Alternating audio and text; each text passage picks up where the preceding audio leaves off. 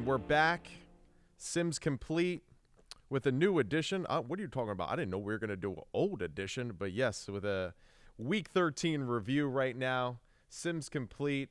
I am all by my lonesome again this week. I beat the crap out of Big Phil when he beat me in picks this past weekend, so he's still recovering from that. I took a few cheap shots at him, beat him up a little bit, and he'll be back next week, but he needed some time to recover, a little TLC, and we'll see him again next week. But yeah, Sims complete. We're back. Week 13 review. And it was another exciting, telling week again about the NFL, and something that I always like to say, every week that we think we know something, that we learned a little bit more about the rest of the league and where everyone stands, we realize that we really don't know a damn thing about anything. But glad to have you back with us, powered by Believe. Thank you to Believe Network, IMP Studios here for everything that they do here for us in this great studio. It's beautiful, and always excited to talk a little ball, as always. So the big news, I think, really, or the big matchup from this past weekend is the San Francisco 49ers and the Philadelphia Eagles, that game. And what an amazing game that was, really, just for a lot of the 49ers fans out there, of course, but also, too, for us as fans to really see finally something that we had alluded to a few different times. The Eagles don't look super sharp as a football team. They kept winning. In spite of not maybe playing their best football, their best complementary football, offensively, defense, special teams, all that. But it was hard for us to be super critical of them because they were a 10-1 football team. They were doing well. They were winning, and they were playing tough, making big-time plays late in football games, making clutch football plays with Jalen Hurts, that offense, game-winning drives consistently. So it was hard for us to really go against the grain too aggressively because they just kept getting it done. We see now finally, right, the weaknesses that we were, hinting at, that we were kind of trying to let everyone know that were there, how evident they were, right? And this is what happens, I think, when, for one, let's just start with this. I said it to Big Phil in past weeks. I think it's really important for teams to have those moments of failure during the season, right? Because those moments of failure, I think, really start to allow the coaching staff, the players to really look more internally about what's working, what doesn't work, why did we get exploited in this certain aspect of the game, how can we then go about coaching it fundamentally, scheme and tactics-wise to not let it repeat itself. The good thing for Philadelphia is that there's not a lot of teams that are built like San Francisco that are talented, physical, and creative on the offensive side of the football. The other aspect, though, too, it does seem like the defense, although talented, especially in their defensive front, there is weaknesses at the linebacker position at times, and even on the back end, too, when they don't get home consistently, right? And that was, I think, really one of the more important points to this football game. To start off with some stats that I think are extremely important with this one. The San Francisco 49ers had 28 rush attempts for 146 yards. The Eagles had 18 rush attempts for 46 yards. And that is a huge piece to me in this puzzle. When the San Francisco 49ers have the ability to move the Philadelphia Eagles' talented defensive line from sideline to sideline, right, and really make them cover the entire field, both horizontally and downfield vertically, even though Big Phil would probably roll his eyes at that comment, right? That is where I feel like you get the best from this offense. And that's what we got from the San Francisco 49ers in this game. Started a little bit slow, but then reel off 6 scoring drives in a row after that. And you could tell that the Eagles defensively weren't really sure how to attack as the game continued to go, right? And this is something that we had mentioned before. The Eagles do a lot defensively. They try to mix up their coverages. So at the end of the game there, you start to see them become a little bit more aggressive, forcing the hand of the 49ers to be aggressive, right? Or, to force them to make a mistake. And, of course, in that situation, Kyle Shanahan and his experience as a head coach and play caller, he knows that will be the counter, right, from them, from defensively, right, from that standpoint. So that's where he hits Deebo Samuel with a quick wide receiver screen where he's essentially untouched for a 60-yard play. And those are, I think, the chess games that were being played on the field for this team. One, the skill group for the San Francisco 49ers with McCaffrey, Deebo Samuel, George Kittle, Brandon Ayuk, even Juwan Jennings and what he does and brings to the table, Kyle Juszczyk and how he's used in some of those personnel switch-ups for their play-action passing and their run game too. It is a monster of a group to slow down consistently. Add in the fact that Kyle really knows how to dial up plays, how to build plays on top of each other. So many coaches, I feel like, just run plays to run them. They like this play on first down, then they like this play on second down. When you watch San Francisco and you see how they go about dissecting defenses consistently week after week, there is a symphony to the play calling. There is a rhyme and a reason. The outside zone, we're trying to see how this weak side linebacker plays. Does he overrun his gap responsibility? If so, we're going to come back with a fake outside zone, reverse to Deebo Samuel, with George Kittle leading it up. And these are things that I think really start to be, they're more noticeable, obviously, as the game goes on, because they're noticing it from their coaching staff. They're saying, yes, we have this player out of place, overplaying it because we're having success at the point of attack with the original play. Then the original play has the secondary play built off of it. And when you have that sort of symphony offensively, this is why, someone like Brock Purdy, who everyone, continues to say, he might not be the most talented, this or that, and all that kind of stuff. But this is how someone who is not, talented still is able to go for 19 of 27 for 314 and 4 tutties and throw in great rhythm, do a great job of getting the football out on time, going to the right place at the right time, even when there was free rushers at him in the pocket.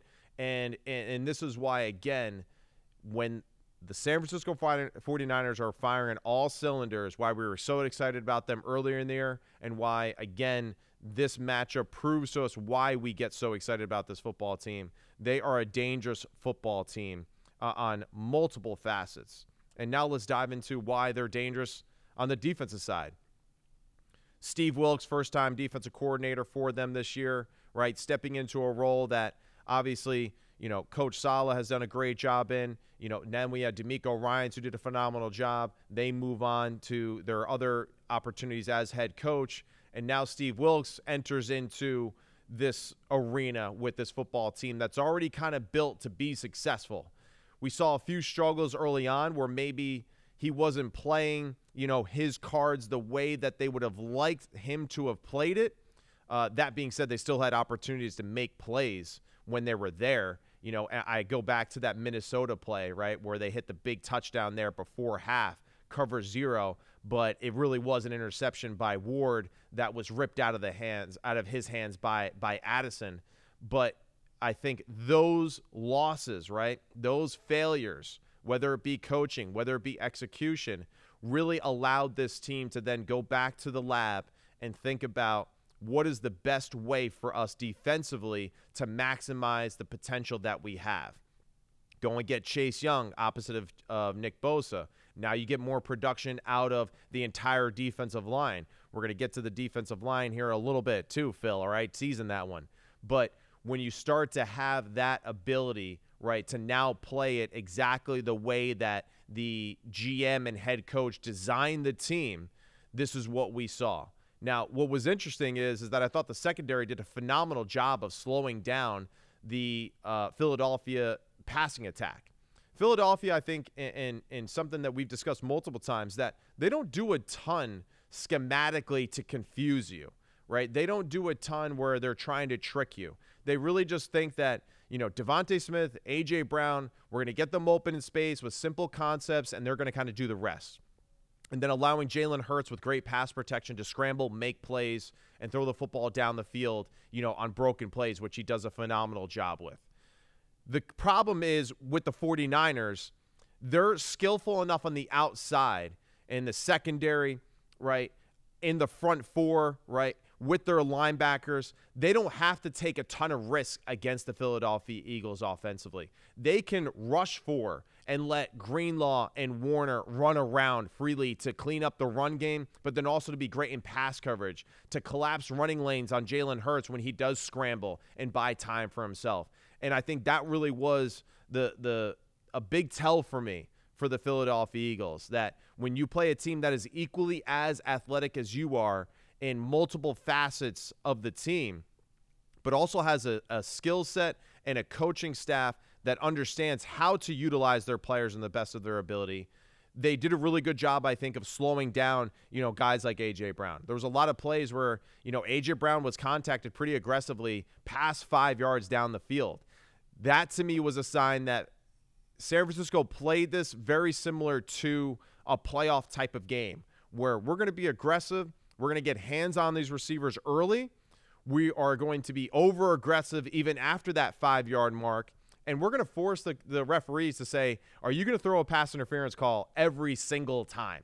Which they didn't. And I think you saw A.J. Brown get frustrated a few times, too, with how aggressive the corners were, especially down the field on some of those concepts. This is also why I feel like you didn't see A.J. Brown separate when Jalen Hurts got out of the pocket so many times, because I think physically they kind of wore him out in this football game.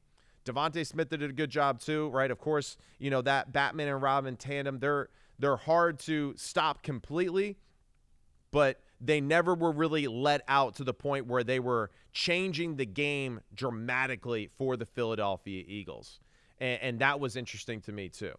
The other interesting fact was I thought Jalen Hurts was protected extremely well. Now, there was 3 sacks by the San Francisco defense. Kinlaw had 2. Davis had 1.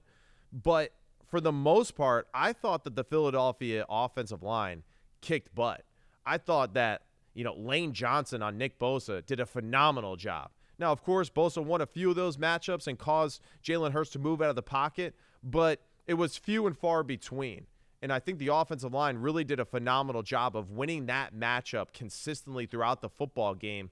I thought Jalen Hurts had multiple seconds to sit back there, diagnose what he saw, scramble, buy time, on plays that typically resulted in explosive plays or touchdowns, and which in one case it did, but not to the point where it was consistent what we've seen with the Philadelphia Eagles throughout the game.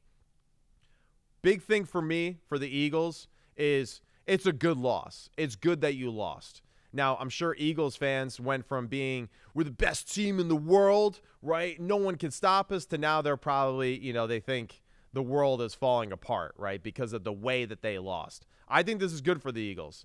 This was a tough matchup for them, too, in multiple ways, right? Because of the personnel, because of the coaching and the scheme part of it, but also, too, because they're playing a lot of games in a short period of time, whereas San Francisco 49ers, they were a little fresher than the Eagles. So there's that to kind of take into a situation like this as far as how they looked on the field.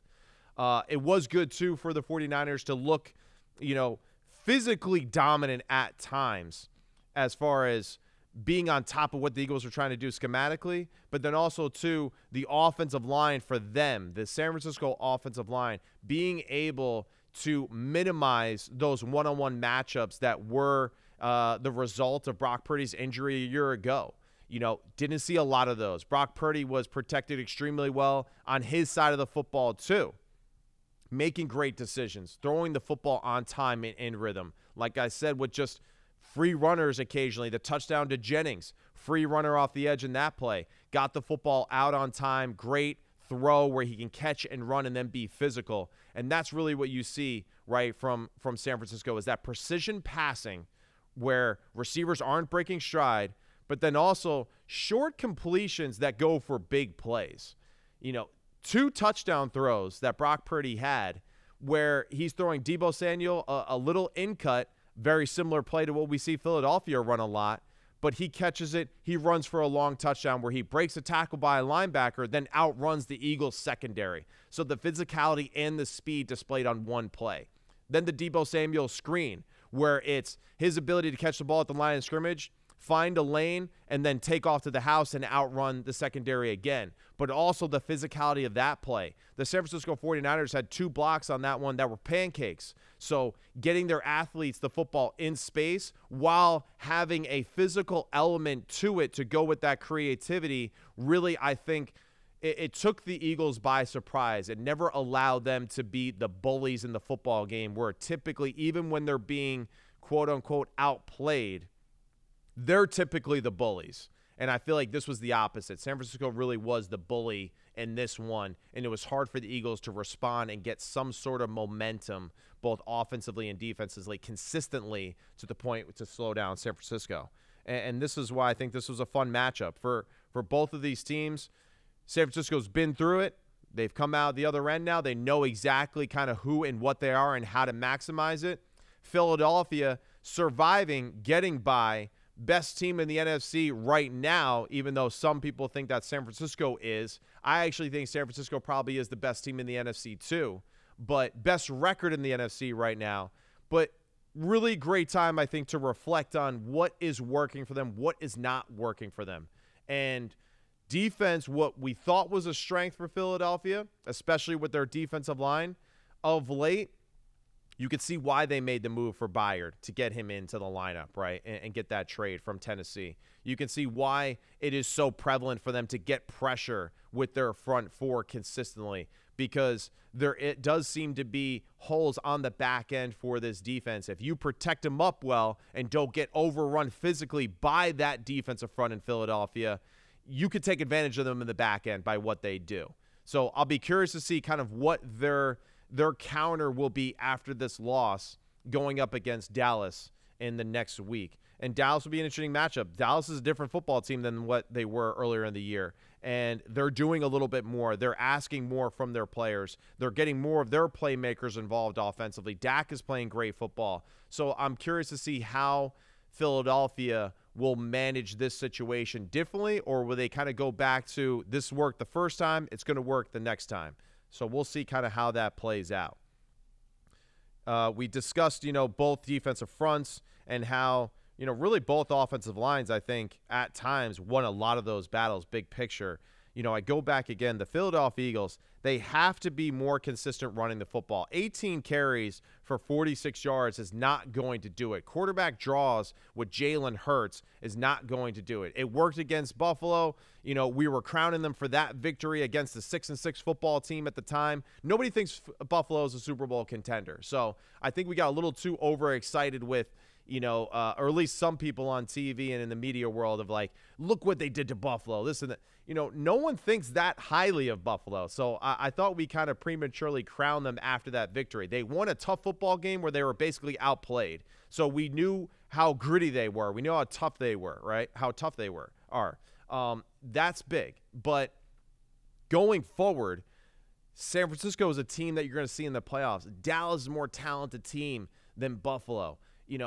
Even a Minnesota defense can be frustrating at times if they can survive, right? It seems like they're kind of falling back. A much improved Green Bay team now all of a sudden, pulling out and figuring out how to win football games. Los Angeles Rams, a sneaky football team, and that'll be curious, if they can gain a little bit more momentum going into it. But that's, I think, really the big picture here is for the Philadelphia Eagles is you've been winning, you're getting by. What is the next move to really make your identity known on the offensive line more prevalent in your play calling? Got to run the football more. Have to control the line of scrimmage with that run game more consistently. Jalen Hurts, I would say, he's a great playmaker, no doubt. He's a great player in clutch situations for this football team. There's no doubt about that. Dude is as steadfast as anyone in the NFL. What I have a little bit of an issue with Jalen Hurts is we never see Jalen in that offense just drop back and throw anything in rhythm, right? And everything is, it's either quick because it's pressure and this is the pressure answer, or the one-on-one shot down the field on a go route versus pressure man coverage. All right, great.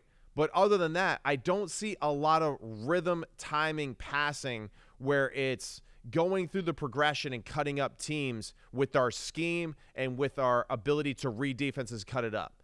and versus good defenses, versus talented defenses, versus fast and physical defenses like the few that we just mentioned, I feel like that has to be something that is improved upon by this Philadelphia Eagles offense to really be a Super Bowl contender like they think. And to survive the way that I feel like Jalen has gotten away with here so far, through 12 games of the season with, hitting those one-on-ones, but then kind of scrambling because he's protected extremely well, and then making the off-the-cuff plays to go along with some of his, opportunistic running. It's not going to be consistent enough, I think, to go through the playoffs and then to ultimately win a Super Bowl. If you win on first and second down versus the Philadelphia Eagles and you take away their best play, which is the Philly push, I think their offense at times is kind of basic, and they really need to be a little bit more aggressive with trying to create opportunities for their skilled players, especially in space, the way that we saw San Francisco. One of the things, too, that I want to kind of point out for this past week that I really noticed, which was interesting, now moving away from that Philly-San Francisco game, is the three-headed coaching monster tree of Kyle Shanahan with Mike McDaniel and Matt LeFleur. Matt LeFleur and the Green Bay Packers offense with Jordan Love, to me, really started to figure out what they're doing. Big Phil and I discussed it last week, how Jordan Love seems to be finding his groove now. He's throwing the ball more effectively. Big Phil mentioned wouldn't want him to stay on his back foot so consistently all the time when he's throwing, right, to guide the football at times. But, man, this last week against Kansas City and what he did against, arguably one of the better defenses in the league, got to give got to take your hat off, to this young man and to this offense and their skill guys and what they're doing. Dobbs, Watson, Reed, Wicks, Kraft, it's just what they're doing from a skill point position with their young guys. And then to go with the scheme again of this offense is really interesting. And then add on to it A.J. Dillon and his physical running game. This is a really interesting football team. This is a team that I think is trending in the right direction, that now really does have their identity of having that speed and finesse to go along with the physical aspect of A.J. Dillon's running, and then Jordan Love's ability to have great throws with great precision down the field, but then also to make the easy consistently too, like we saw with San Francisco, against the Philadelphia Eagles. So that's where I feel like it's really interesting for the Green Bay Packers. Young football team, one of the youngest, if not the youngest football team in the NFL. Great skill group, an exciting skill group. Hopefully Watson is healthy and that's not something that lingers. It looked like it might have been his hamstring again.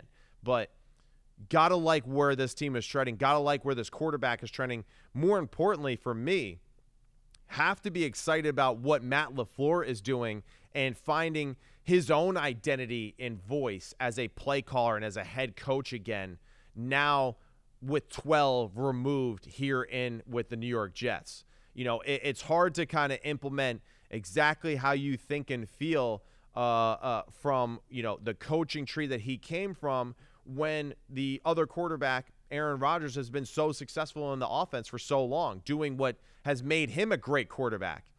Now we're truly seeing what Matt LeFleur had learned and experienced with Kyle Shanahan, with Mike McDaniel, what they did offensively for all those years in Atlanta and San Francisco, and even his experience with Sean McVay, too, for that short period of time.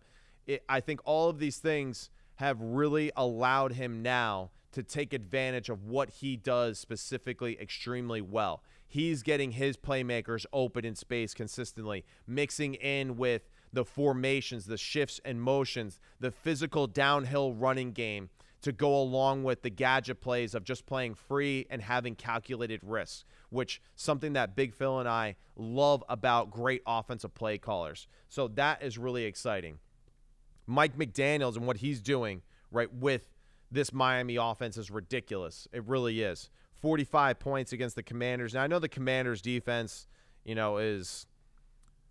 stink, for a lack of a better term, right? And, with the firing of their defensive coordinator and now Ron Rivera is the defensive coordinator, they're a team that obviously, doesn't feel great about themselves right now. But everyone in the league knows that Tyreek Hill is the most dominant, impactful player on the field each and every week. This team routinely finds ways to get this dude the football, and for Tyreek Hill, again, to be as impactful as he has been, right, in this game, it just shows you, again, that just the creativity of this offense and what they do to get him the football. You have to be excited about it. You have to start to consider them as a real threat in the playoffs. I know that they haven't won the big-time games against the real contenders yet, but we also have to be as equally impressed with the fact that when Miami plays a bad team, they make them look really, really bad, and they exploit them to another degree. So great teams, although they haven't had great wins versus another great team yet, or what we thought as a great team yet, great teams also destroy bad football teams, and that's something that they have done consistently. And that's where I feel like you have to kind of tip your hat to what they're doing and where they're trending as far as a football team and what they're capable of. The defense seems to be coming along too as we go. Obviously being healthy on the back end, is big. The injury to Phillips is devastating, but the firepower offensively, the creativity, again, getting their playmakers open in space consistently, I think is something that is unmatched in the NFL in a lot of ways, except for the other two teams that we just mentioned with the San Francisco 49ers and the Green Bay Packers, and that's what's really cool. And what I want to really, hone in on here in this situation for, these three coaches, one, they spend a lot of time with each other. Two, they're all head coaches now at three individual places, right? And doing a great job, right? Doing a great job of kind of using what they've taught from that, John Gruden coaching tree all those years ago and morphing it into what works for them best. What I really find fascinating, though, is that I think all of these guys right now are cherry picking off of each other.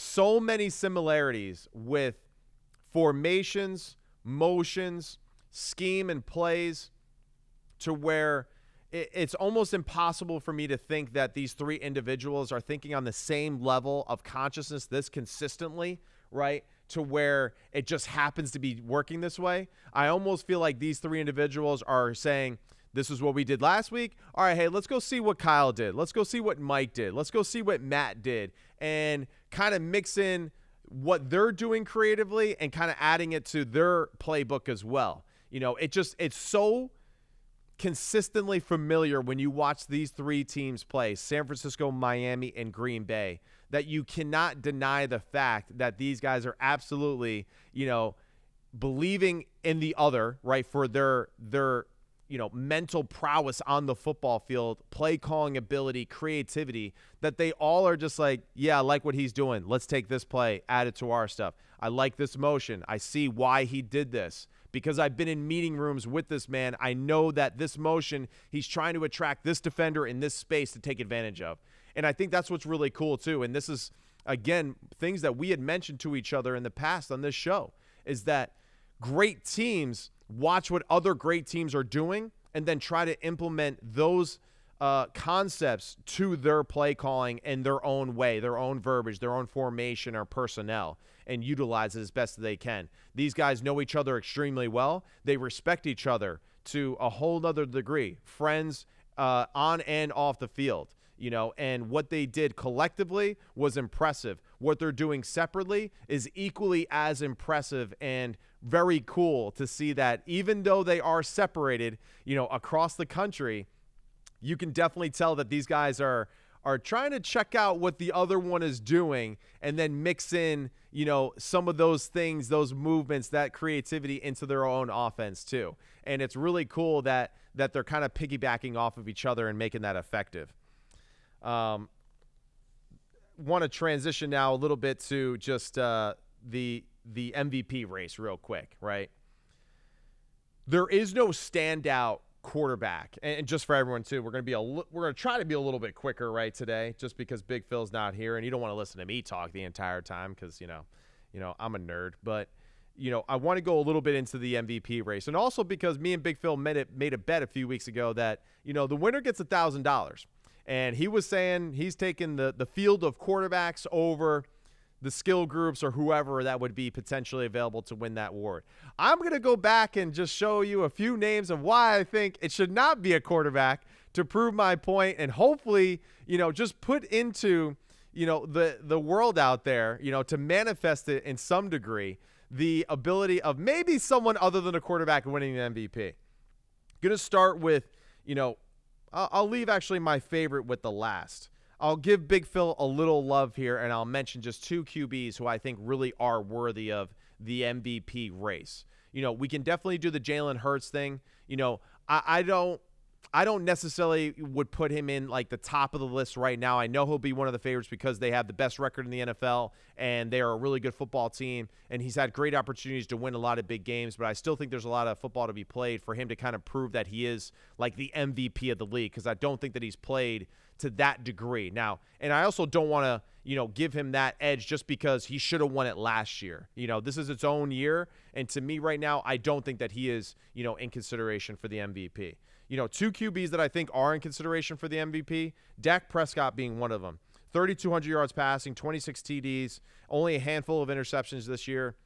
And I think his growth at the position, Mike McCarthy, getting rid of Kellen Moore, this offense starting slow, maybe being a little bit basic, but allowing Dak, though, to play fast, play confident, make great plays and decisions consistently, and then for him to develop that confidence of making more plays outside of the pocket, using his legs, and really just making more plays off the cuff consistently has really been super fun and entertaining to watch. And his momentum at the position has been outstanding this football season. And that is where you have to give Mike McCarthy a lot of credit for, obviously saying, Kellen Moore, we appreciate everything you've done for this organization, but we're moving on. He doubled down basically on himself to be the better quarterback guru and mentor in this situation, to run a more balanced offense that fits Dak, and he's done that. And Dak really is, I think, been the beneficiary of this, because these two guys seem to be really in sync as far as how they go about dissecting defenses. Dak playing well, making great throws, great decisions, spreading the football around to all of their athletes on the football field now, highlighting CeeDee Lamb as, the wide receiver 1, and really taking advantage of specific looks to making sure that they're getting him the football consistently. And that's what I think is exciting. So I got to mention Dak Prescott at the quarterback position for the MVP. The other one, we would mention Brock Purdy because, very similar to Jalen Hurts, on a team that's winning, successful, good stats, all that kind of stuff, right? He's performing extremely well, but again, very similar to Jalen, I just don't want to say that like it's a shoo-in yet. I think we need to see a little bit more from both of those guys to kind of put them in that realm or that sphere of being considered MVP contenders. But we got to mention him just because of what Jalen and Brock have done collectively for their football team and kind of making their teams go, right? The other QB, which we can't just deny, man, and I don't care that he's a rookie, C.J. Stroud has just been ridiculous, beating Denver the way that they did this past weekend, playing tough again, the big-time throws consistently. Statistically, he's been crushing it, and, 3,500 yards, 20 TDs on the year. He's playing awesome, man. Dude is playing phenomenal football right now, and I feel like you'd be crazy not to at least have him in the discussion. But now to where I believe and think that the league should be focusing its attention on as far as the MVPs right now. One would be Christian McCaffrey. I think Christian McCaffrey has absolutely earned that consideration. 1,000-yard rusher. He's almost like 200 yards over the next guy in the rushing category, 12 TDs, 51 catches on the year for about 430 yards, and then 5 TDs in the air. Him and Deebo Samuel are the heart and soul of this football team. When Deebo Samuel is healthy, we see a better version of Christian McCaffrey and vice versa. And Deebo, to me, is absolutely like the cornerstone of that team with his physicality and his presence on the field. But also, too, he takes away the focus, of just honing in on Christian, which allows Christian and that offense to get off more. So even though I value Deebo on the team's importance at times really highly and kind of 1A, 1B there with Christian's performance throughout the football season this year, as a runner, as a pass catcher out of the backfield, and really even as a true receiver at times, we really have to consider him as an MVP candidate for what he does for that football team, because, even his head coach even said that, why is this guy not in consideration for everything that he does for this team? And I think he's right in saying that. And if he believes it, it's probably true too, because it does seem that the offense revolves heavily around the success around him in the run game, but also his ability to take advantage of, man coverage versus a linebacker in obvious passing situations out of the backfield lined up in the slot. So Christian McCaffrey has to be considered. The next one is Tyreek Hill, who to me, it's easy. He's the best football player in the NFL right now. He really is. 1,400 yards receiving, 12 TDs. He's averaging 15 a catch. It doesn't matter who he plays against. It doesn't matter what the defense is or the matchup. If he's going against, one of the best corners in the league, dude is going to have success. Dude makes some ridiculous plays look so normal and just easy. One example would be this past week against the Commanders. He ran a post route. He's running into the back left corner across the field. Tua throws the football down the field, and he threw it so bad it was good. That's how bad the throw was. He threw it about 10 yards to the right of where Tyreek Hill is. And for Tyreek Hill to be running full speed down the field, outrunning everyone drastically behind the defense, again, shocker, right? But to turn 180 degrees and to track the football over his shoulder, catch the football in stride, and then accelerate for a touchdown off of a really bad throw, just to me epitomizes that moment why this dude is different. We don't see players like this that often. In a league where I feel like we do just obsess over the quarterback position and all that kind of stuff, and this is two quarterbacks that speak on the show consistently, what Tyreek Hill is doing on the football field this year is just unbelievable, and we cannot give him enough credit, because we really will not see a talent like him, I don't think, for a long time. He truly is one of one. He truly is a generational football player. He is, to me, a Hall of Fame football player already, with how he makes that tremendous of an impact on whatever team that he plays for, with whatever quarterback that he plays for too. He elevates everyone around him like a great quarterback does. And with him being on the football field, every defense knows where he has to be, where he is on every single play, but yet at the same time, with good play callers and also too just his unbelievable talent, you can't stop this dude consistently. So Tyreek Hill to me is shoo-in obvious MVP right now if you ended the season, and I really think that it's going to be hard for anyone to slow him down the rest of the year because of just how unbelievable talented he is. I want to transition and actually go into a little bit of college talk here right now. And, I think it's, appropriate to talk about it here just for a minute, just because of it being in the news and being so right in our faces too, as far as just what happened with the college football playoff and why Florida State was left out. And it's really unfortunate, because they absolutely earned the ability to play in the college football playoff, but it just kind of shows you also too that in the year 2023, how stupid we are as a civilization too, that 13 people in a room are the ones that are making a decision to decide who the best 4 football teams in the country are, and then how they could let one of the undefeated teams that beat every team that they played, consistently and played well and all that kind of stuff, and overcame adversity with losing their star quarterback and Jordan Travis, who was a Heisman Trophy finalist until he got injured. It's just wild to me. And, I want to show some, sympathy and empathy to the Florida State football fans, too, in that regard, because I think if you were the 4 seed and you played Michigan, I actually think that you would have beaten Michigan. I think that even with a backup quarterback, your skill set defensively, what you do offensively, really matched Michigan's, game plan and philosophy very well. And I really think that you probably would have won that game if you would have played them. And, fortunately, I think Michigan really lucked out with you not being in the playoff, because you would have been a problem for them. But this is where the business of college football comes into effect too, and I think the dollars and cents thing too, of just Texas being, a huge organization around the country. Alabama, of course, we know how we feel about them. Couldn't deny Washington and what they did when Michael Penix, even though it's kind of the same discussion with Florida State. They won every game that they were presented. They played against good opponents. They beat them. it was really more so the fact that their quarterback is healthy. He's a Heisman finalist. And, I think it just kind of plays more into the P.T. Barnum, it's a better show, for everyone at home to enjoy when Michael Penix and the Washington Huskies are out there. And shout out to Kalen DeBoer, too, for having a phenomenal year and probably, to me, should be the coach of the year other than Mike Norvell. So that would have been interesting. But, with all that being said, with Michigan being number 1, Washington number 2, Texas number 3, Alabama number 4, to think that Georgia wasn't the 4 best teams until like last week, that was interesting. And this is where, again, it's a flawed system. It's a dumb system.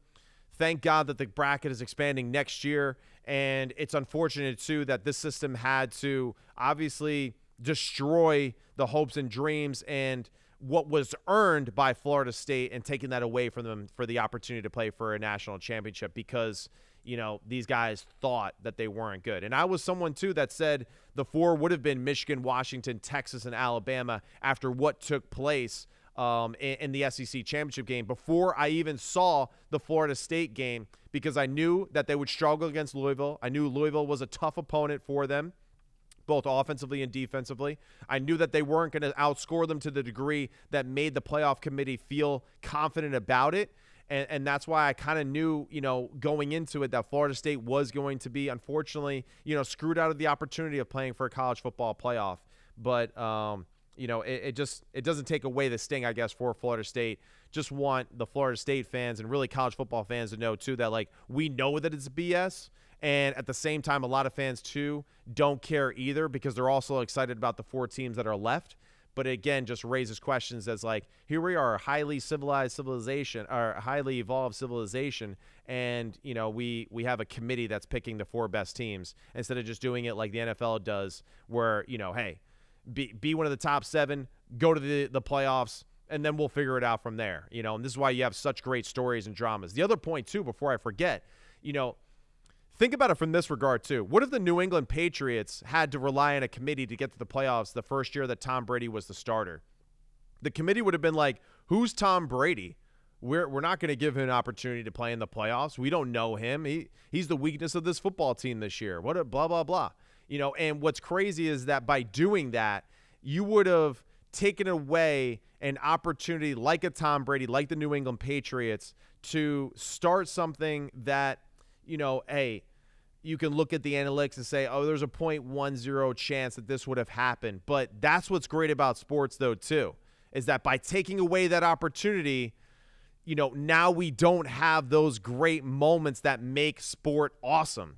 I even saw a stat, too, that was really interesting, too. When Deebo Samuel caught that pass over the middle for a short 4-yard completion, Next Gen Stats or whatever had a 0.1% chance of him scoring a touchdown. He did, So that's where the analytics, the algorithms, all that BS, that's what makes sports great, is that there's no way to truly calculate who wins or who loses when you're playing a game that relies so heavily on the human element that is unpredictable and awesome at the same time. So just wanted to kind of tap into that. Now, real quick, Heisman, Jaden Daniels, Marvin Harrison, Bo Nix, Michael Penix Jr.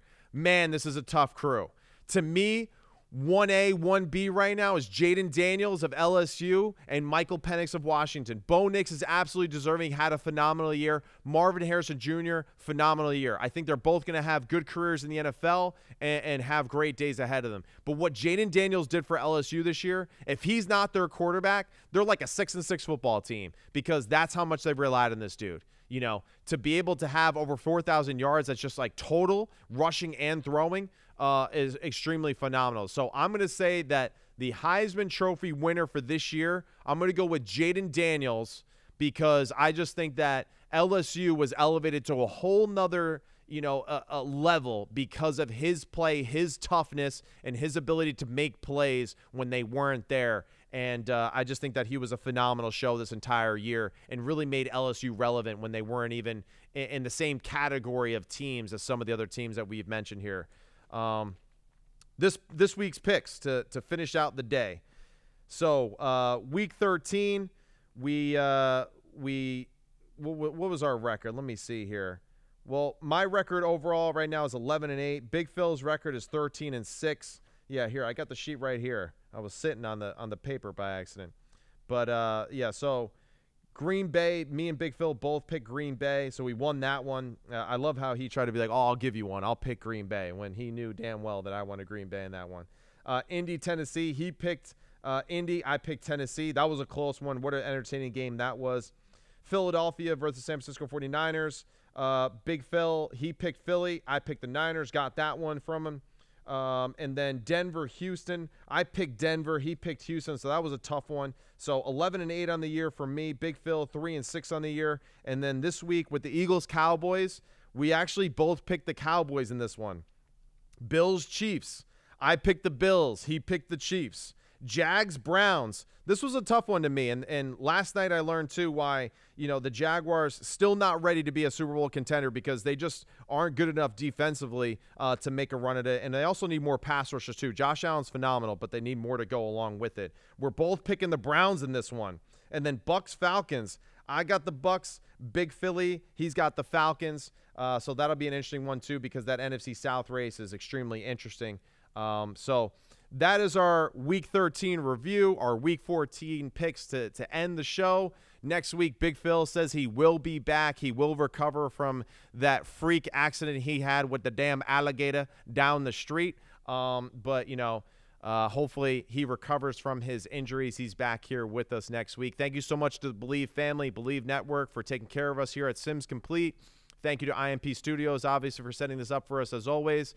I'm your host, Matt Sims. Like and subscribe on our YouTube page, Sims Complete. Check us out on Twitter, Instagram, at Phil Sims, at Sims Complete. We appreciate you tuning in again, and we'll see you again next week. Toodles.